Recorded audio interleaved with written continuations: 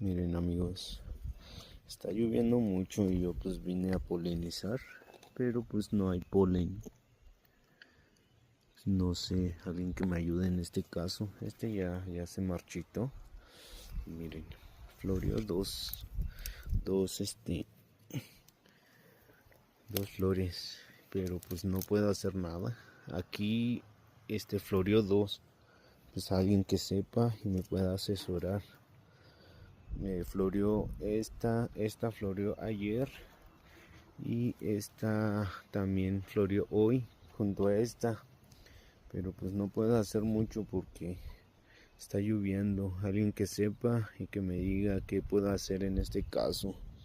Lo más seguro que se me van a caer las flores. Miren, les voy a mostrar otra. Miren, aquí está la segunda flor que floreó hoy.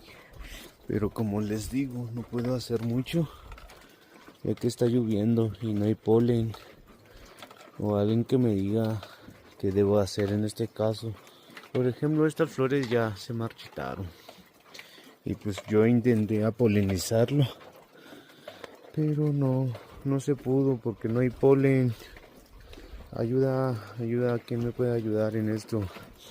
Y tengo otras flores que una semana van a florear, creo. Que está esta y ahí está la otra. Porfa, si alguien me puede ayudar en esto. Y tengo otra flor de qué lado. A ver si se ve, si se alcanza a ver. Ahí está la otra flor. Allá por donde está mi dedo.